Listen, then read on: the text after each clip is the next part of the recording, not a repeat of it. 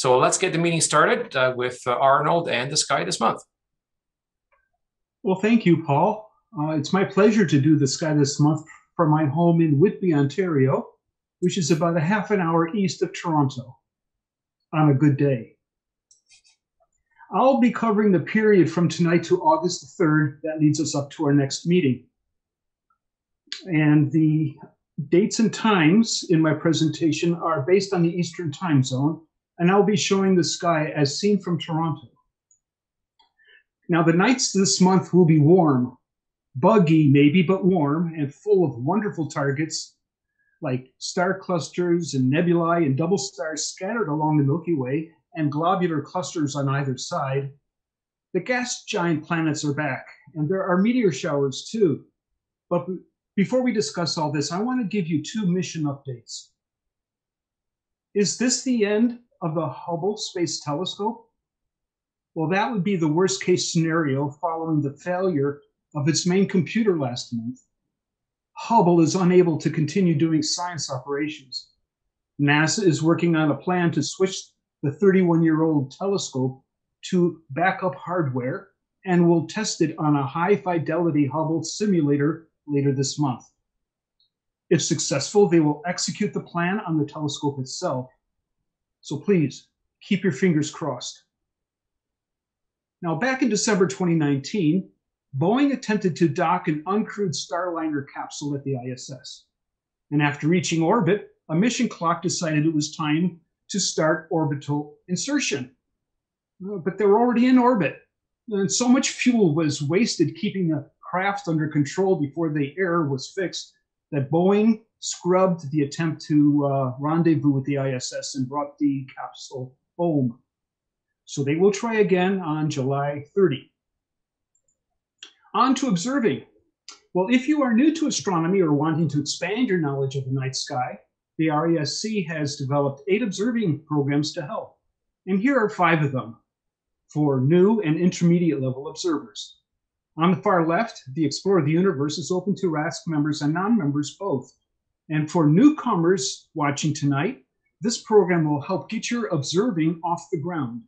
The pun was intended. And I'll refer to the other 4 as we talk about observing this month. But regarding the Messiers, the middle program here, most Messiers also have new general catalog NGC numbers. The program next to it, the finest NGC, includes 110 bright NGC targets that are not already in the Messier list, just to clear that up for you. I will upload a JSON file to our website. That's going to contain bookmarks for the targets I'll be discussing. You can import that file into your copy of Stellarium and then use the bookmark feature to easily jump to them. Seeing them in the sky, however, may be challenged by wildfire smoke spreading eastward from the devastating fires that are raging in Western Canada and the US. The smoke will reduce transparency. You may want to keep an eye on these 2 websites on the screen here to monitor the situation. Tonight, we are only 17 days removed from the summer solstice, so the nighttime window here in southern Ontario is brief. There's only 4 hours of true darkness this week, so pulling off an all-nighter is easy.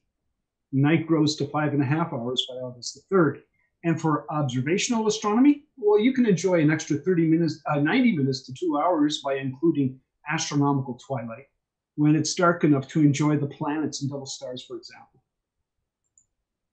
At local noon, the sun is about as high as it gets, 2/3 of the way up, when we look through only 1.07 air masses. This will help you see convection cells, filaments, and fine details around sunspots through the appropriate solar filters. Best time of the year to do that. Now, in this magnetogram image taken by the Solar Dynamics Observatory, green positive areas lead yellow negative in the northern hemisphere, while the opposite is true in the south. And these are the characteristics of solar cycle 25, which over the last week has started to ramp up significantly. Now, when the positive and negative charges intensify, it can generate sunspots where the field lines concentrate as though the ends of a horseshoe magnet have breached the surface. And they are colored red for positive spots and blue for negative. And this intensitygram taken 10 days ago shows those spots in black and white. And 10 days later, that same region, AR 2385, it moved over west of the meridian.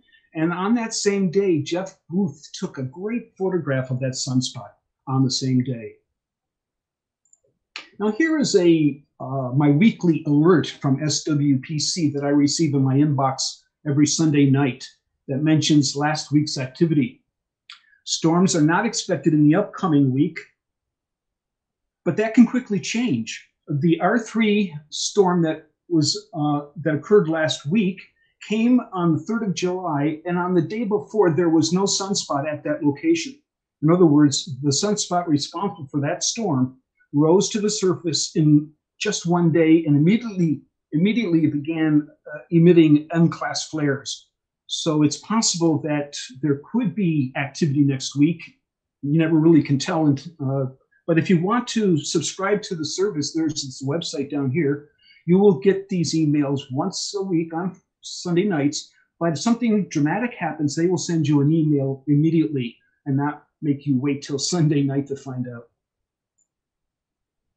Now here's an animation from NASA's Dial a Moon page that's on their Scientific Visualization Studio. It shows the moon's phases, libration or tipping action, and apparent size changes between perigee and apogee. You can visit the website on this slide or just search for Dial a Moon, and you can get that website easily. And at the top of the page, you can get high definition stills of the moon for any date and UT hour you choose. Features along the terminator are labeled like they show on this image here on this video. So you can take a printout of the still with you out into the field to help you identify the features that you are studying along the terminator.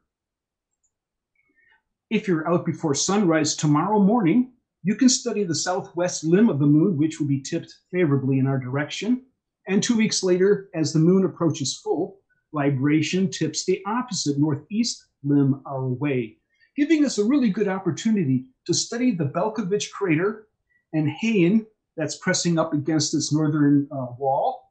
And nearby is Mare Humboldtianum. This is the best opportunity you'll have to study this area, which is also known for the Compton-Belkovich thorium anomaly. And that's due to the concentrations of radioactive thorium from volcanic activity when the moon was young. Now, this is of key interest for moon expeditions.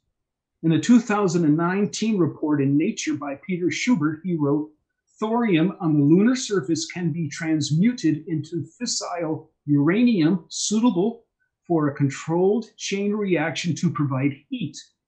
Thorium is fertile, requiring bombardment by neutrons to become a suitable nuclear fuel." Well, that's interesting to think about as you study this area. Can you envision maybe a mining operation or an operation to gather the thorium, maybe a nuclear facility there to bombard it with neutrons and then take that uranium to maybe other locations on the moon where there may be colonies in the future? Something to consider as you study that area. At perigee, the moon appears about 12 degrees larger than at apogee. Did you know that's also the same ratio as the nickel and the quarter? Both Canadian and US mint. Outreach tip, have these coins on hand to easily demonstrate the ratio between perigee and apogee moons. And speaking of the moon, it's going to be full on Friday night in 2 days. So the window for deep space observing is open right now and will run for another 7 days or so, and then returns at the start of August. And the full moon on the 23rd, it occurs just 2 days after perigee, so it's not really a super moon, though fairly close. This full moon does go by a host of names, most commonly the buck moon, since the antlers of young buck males, young male deers are growing at their fastest this time of year. It's also known as a thunder moon for obvious reasons. Red asterisks identify dates when interesting moon or planetary alignments occur. I'll get to those in just a moment, but first I want to remind you about the globe at night. Now, you may remember that Chris Vaughn encouraged us at last month's meeting to print off charts and take them out side to compare the stars in the charts to your sky. Well, I'd like to encourage you as well to do that for the upcoming full moon, new moon season at the beginning of August. At that time, Globe at Night will be using Cygnus area and the summer triangle stars of Deneb, Vega, and Altair as the region to take a look at. So what you do is visit the website at the bottom of the screen here to print off these charts. Take them outside with you when you go observing at new moon at the beginning of August, and wait for your eyes to dark adapt, use a red light to study these charts, and then decide which one of them matches your sky overhead. The next morning, just key in your results. And as a team of sky lovers, we can all contribute to this effort and keep those charts, because the same area of Cygnus will be used for Globe at Night new moon in September as well. So you can use the same charts in September. Okay, onto those dates with asterisks. We start with pre-dawn tomorrow with the moon 2 days shy of new, and it's only 4.5 degrees northeast of Mercury. Now, Mercury is at magnitude 0, but its magnitude is reduced to 1.7 because we're looking through 14 air masses when the planet is this low. And here we see the simulated view through 10 by 50 binoculars at 4:45 in the morning. And I would recommend mounting those binos on a tripod if you can to study that thin sliver of the crescent moon. Remember, it's tipped our way for libration tomorrow morning.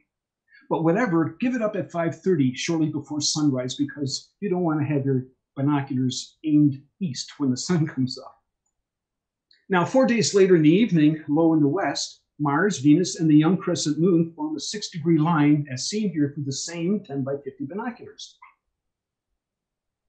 As Venus moves on its way towards greatest elongation east from the sun, which it will reach in October, it passes by Mars on the way and appears very close on 2 consecutive nights on the 12th and 13th. Hopefully, we get a clear night, one of those 2 nights, so that you can put your telescope on it and get a view of it like this. Here's a simulated mirror-flipped view of Venus and Mars through a Celestron C8 using a 26mm eyepiece. On July 24, Saturn, just a week shy of opposition, sits 9 degrees from the full moon, a very attractive visual pairing. 2 nights later, Jupiter, approaching its own opposition next month, sits 4 degrees north of the waning gibbous moon, as shown here in 10 by 50 binos. And last on our list of asterisks is 30 Piscium, reappearing from lunar occultation around 3:18 in the morning on July 28th.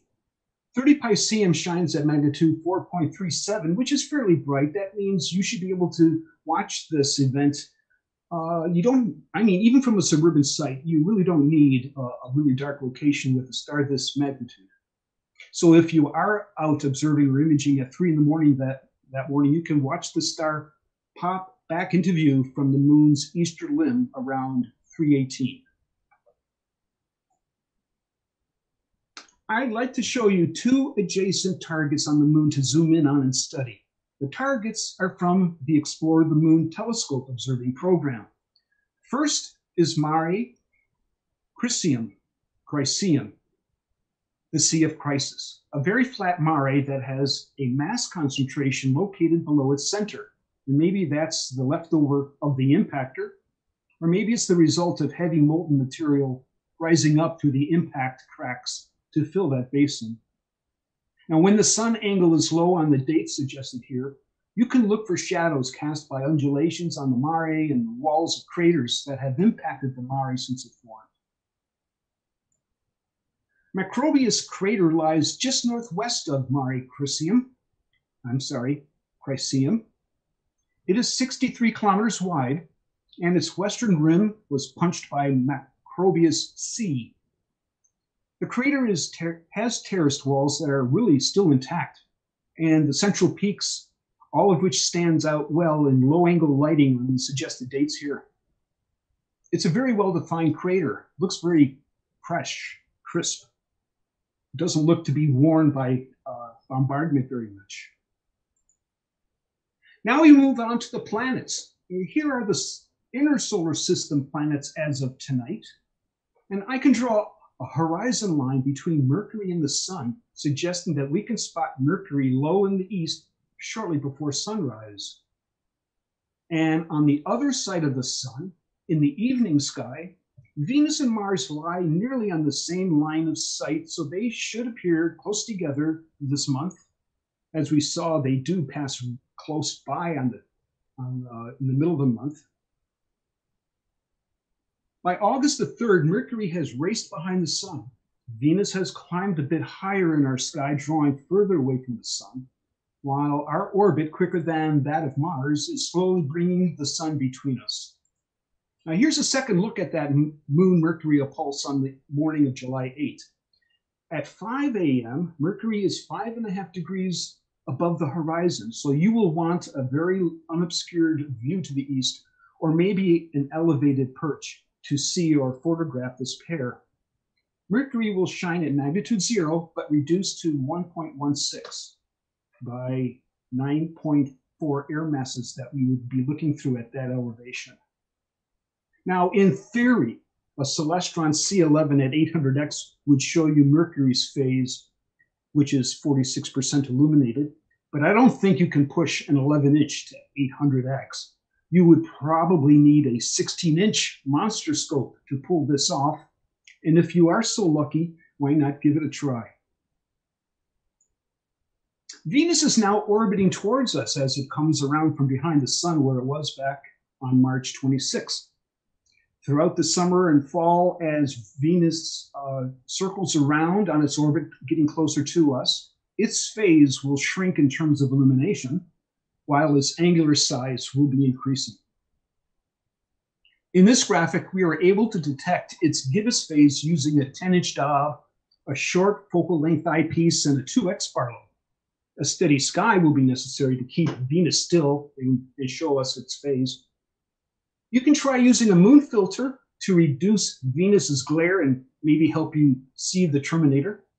I've even stacked a minus violet filter on top when observing Venus to remove some blue fringes from around it that's caused by our thick atmosphere when looking at objects quite low. Remember, Mars is not far from Venus this month, so if we swing that same telescope arrangement over to Mars, this is what we're going to see, just a red dot. It's too small to show any detail. Mars is about as far from us as it gets, and is as dim as it does get at magnitude 1.83. For detailed views of the planet, we're going to have to rely on images sent back from orbiters and rovers on its surface. That's because we'll have to wait over a year to begin seeing any details on that planet again. The next opposition is in December of 2022. Now, here are the outer solar system planets, and the short green line next to the sun is our path for the month. And it's possible to draw a line that puts the sun on one side and Earth with the outer solar system planets on the other side. That means that when we turn our back to the sun this month at night, we should be able to find all of these planets at some time of the night. And in the case of Saturn, with Earth sitting between it and the sun by month's end, that puts Saturn in opposition. We'll be able to observe it throughout the night. Jupiter is rising shortly before midnight this week. It's in Aquarius, moving in retrograde as we pass by the planet on our inside orbit. By 1:15 in the morning, it has risen 20 degrees above the murk. And that's a line I like to draw in the sky. I'd like to wait for a planet like Jupiter to get above that line before trying to see any detail on it. By the start of August, Jupiter will be rising at 9:30 in the evening, and it will transit around 2:45 in the morning, well before the start of twilight. So I would say that the prime time for observing Jupiter has begun. Here's a simulated view with a 10-inch dot and a 3.5 millimeter eyepiece. And over the course of the month, Jupiter's brightness will increase by 10% as it gets closer to opposition, and its angular size will also grow by 5.6% this month. You can try using either a yellow-orange filter to help bring out some of the contrast in the cloud bands. And you would like to use a blue filter to help you see the great red spot, because its color will be greatly darkened as it passes through blue. And that'll help you find or enjoy seeing the great red spot in contrast to the lighter clouds around it. If you enjoy watching Jupiter's moon events like shadow transit and eclipses, we'll take a look on the night of Saturday, July 10. Actually, most of the action happens after midnight into the morning hours of Sunday the 11th. When Jupiter rises on the 10th, it's already going to have the Europa shadow transit underway, but it's going to be too low in the sky. You probably won't be able to see the shadow. But it will still be transiting 90 minutes later, by which time Jupiter will have climbed a lot, and you'll be able to see the shadow spot then. And while that's happening, Io is going to be moving behind Jupiter. But before it gets behind Jupiter, it's actually going to disappear into thin space as it enters Jupiter's shadow, which is off in this direction. So let me run this video for you, and you can see what I'm talking about. You'll notice that the great red spot rotates into view as Io disappears. So I think this might be a very fun project to try and make a still lapse, time-lapse image or movie of this event. It would be an interesting attempt. Saturn is rising on or near sunset this month as it reaches opposition on August 2.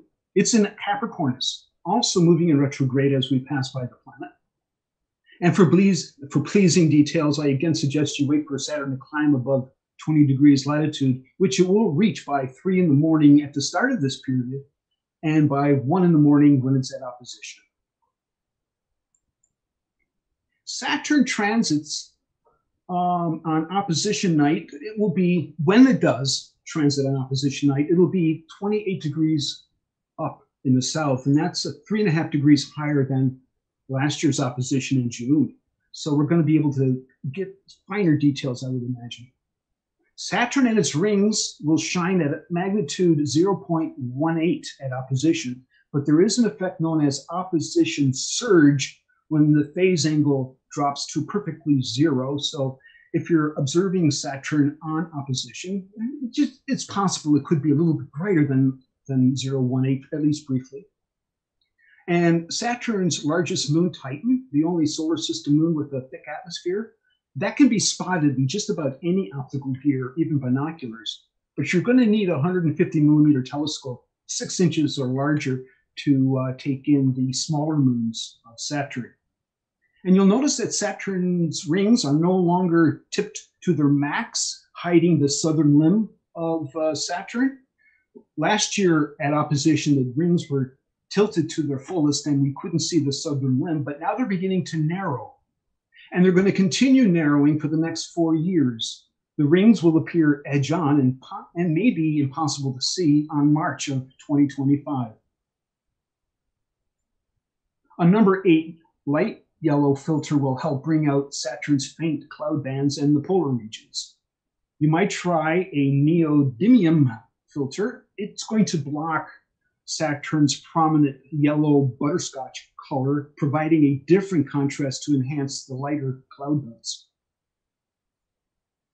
Uranus rises after midnight this month. It's now shining around magnitude 5.8. Now, you young folk out there with fully dilated pupils observing from a dark site, well, you can see the planet with your eyes alone. I recommend you spot it first with binoculars. In binoculars, Uranus is going to be obvious. It's going to be the blue dot amongst all of the white stars. So you're not going to have any trouble identifying which dot is Uranus. Study it, get to know the bright stars around it, then drop the binoculars down and find those same bright stars, and you'll have no difficulty seeing the blue dot of Uranus. I know that. I've done it myself. The last time I tried was 25 years ago. So I wonder if I can still do it. I'll try and give it a shot. Neptune is further east than Uranus, so it's crossing the sky ahead of it. It's over 20 degrees. Well, it doesn't really matter when it reaches 20 degrees because we're not looking at it for detail. Telescopes under high magnification will bring out Neptune's tiny blue disk, and that'll help you pick it out from the field stars. Unfortunately, it's below naked eye visibility at 7.8.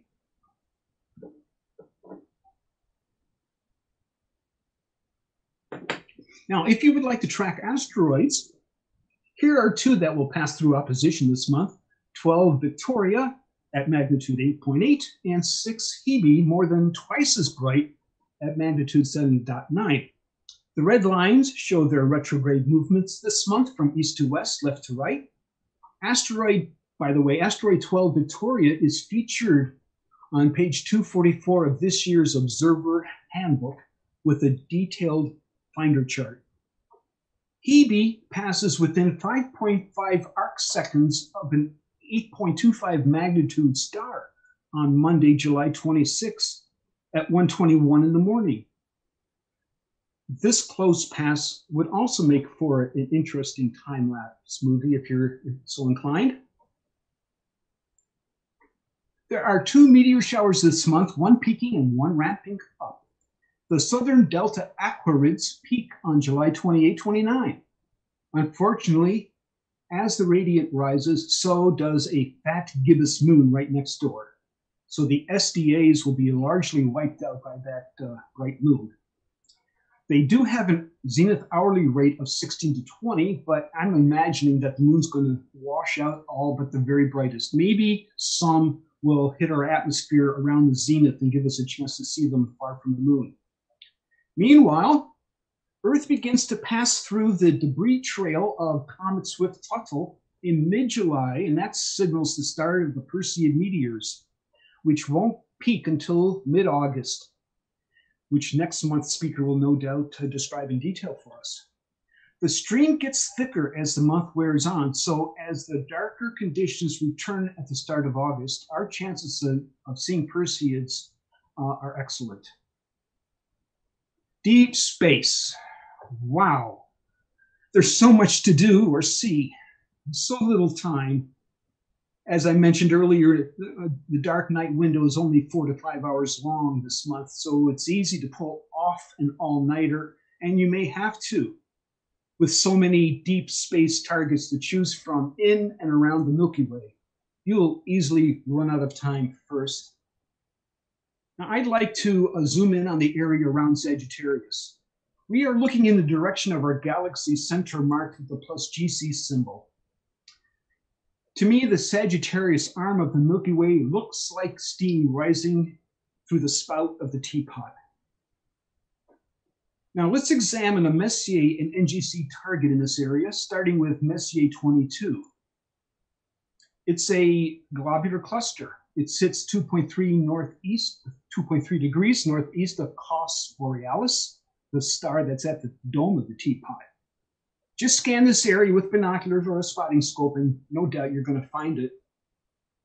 It's also known as the Great Sagittarius Star Cluster in NGC 6656. It's one of the brightest and largest that we can see from the northern hemisphere, because at 10.6 thousand kilometers away, it's the second closest of all globulars. Only Messier 4 is closer. Other globulars can be up to 3 times this distance. M22's angular size is 32 arc minutes, making it appear as wide as a full moon. And it's a fine target for stabilized binoculars or a telescope at low power. It has a combined mass of 500,000 suns and is 12 billion years old, which makes it around 88% as old as the universe. 2 black holes in the cluster were detected by the Very Large Array Telescope in New Mexico, as reported in Nature in 2012, and I've read that dozens more are expected to be inside that cluster. Our next target is from the finest NGC observing list, NGC 6369, also known as the Little Ghost. It is a planetary nebula, the expanding shell of a sun-like star at the end of its life. It's found 1/2 degree west of 51 Ophiuchi at magnitude 4.7, so it should be very easy to locate. The Little Ghost Nebula is the expanding shell of a dead star's atmosphere, as I mentioned. It's glowing because of emissions that were created by strong ultraviolet radiation from the exposed core of the now dead star. That's where the fusion had occurred during the star's lifetime. An ultra-high contrast filter allows the wavelengths of the nebula's emissions from ionized oxygen and hydrogen to pass through while blocking sky glow and light pollution, making it much easier to spot the ghost. You will want to have a light pollution filter in your inventory to help you see not only this, but other planetary nebulae.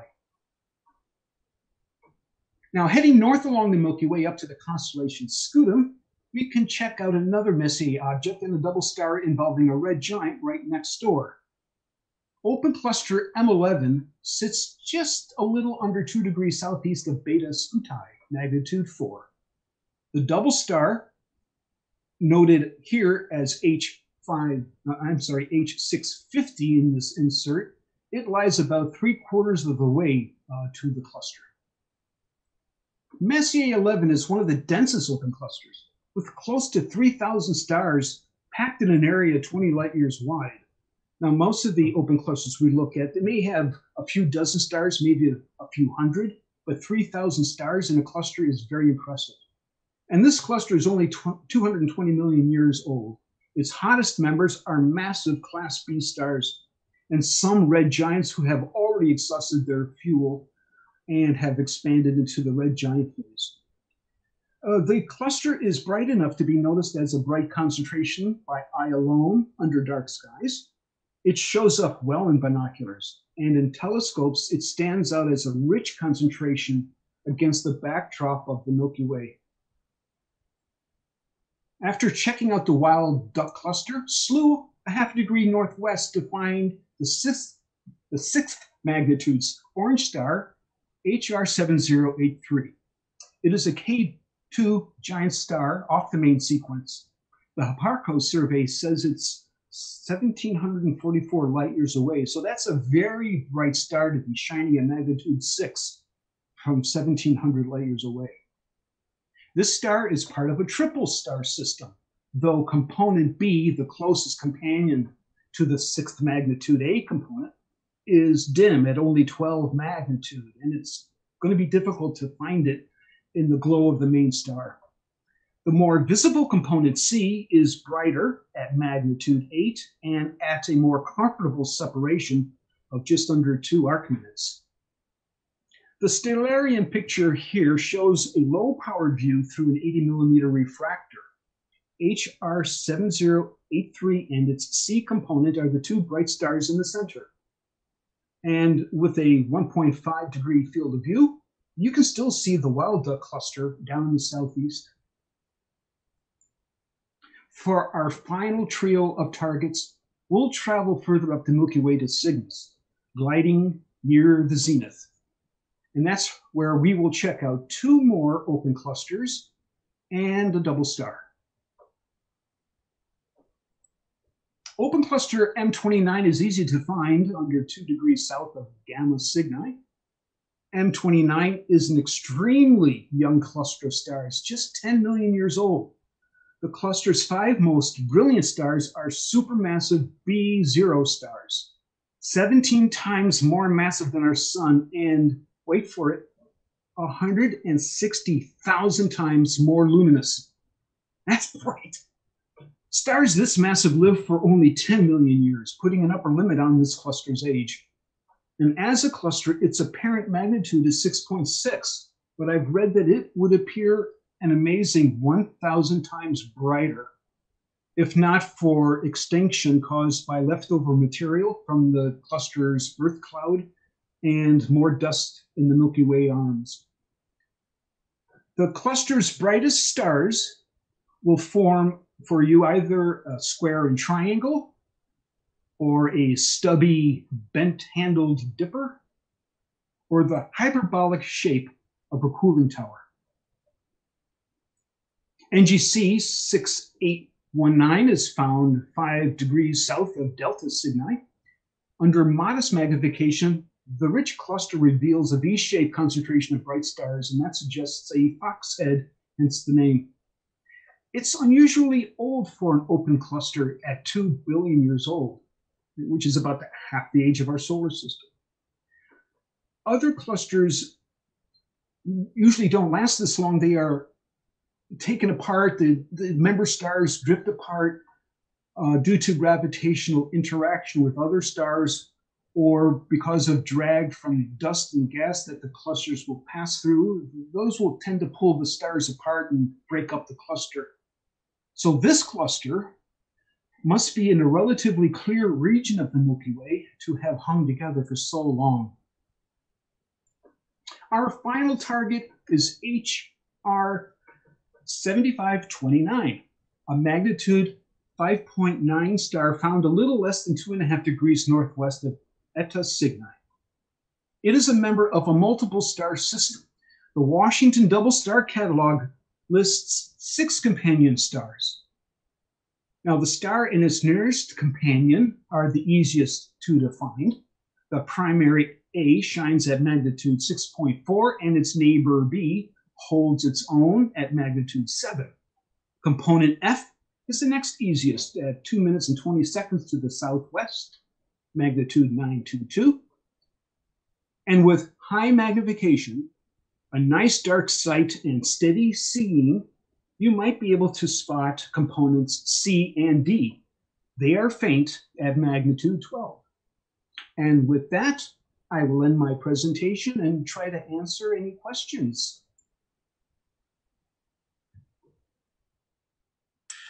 All right. Thank you so much, Arnold. That was a very comprehensive sky this month. Thanks so much for putting it together for us. I know it's very time consuming, especially when I have to review all of the upcoming events. Emma, do we have any questions for Arnold? We do have a couple of questions. First off, Lewis would like to know, would using thorium require much water in a reactor, and how would this affect the limited water supply on the moon? Well, I'm afraid I have not researched details such as that, so I'm afraid I'm not really qualified to answer that. I'm sorry. Okay. Second question is, how much does the size of Mars change from our point of view, from its closest point to us to its furthest point in its orbit? Well, I may not have those numbers right in front of me, but what I do know, and I can probably scare them up if I play with stellarium a bit, and I can do that and type the answer into our chat window. But what I do know off the top of my head is no other planet changes in apparent size as much as Mars does. It's a very small planet to begin with, half the size of Earth. And when we are on opposite sides of the sun, or getting near it, it's the size it is in this presentation that I showed you just now. And I can maybe scoot back to that slide and find it. Just hit there. There we go. Saturn, outer solar system, Mars. There we are. So it's as far from us as it gets. I don't have that number on this slide. Oh, here we go. Angular size, 3.8. That's as small as it will appear. And how large it appears, well, that depends on how favorable the opposition is. It varies greatly because Mars has a highly elliptical orbit, and when we pass between it and the sun, Mars could be farther away or closer to us, depending on where it is in its orbit. The closest it ever did come was, I believe, in 2003. That was the year when Mars got really, really close. So what I'm going to do is find out how large it looked at that point, and I'll type it into the chat window. Thank you very much. That's all the questions. All right. Well, thank you. Thank you, Emma, and thank you, Arnold.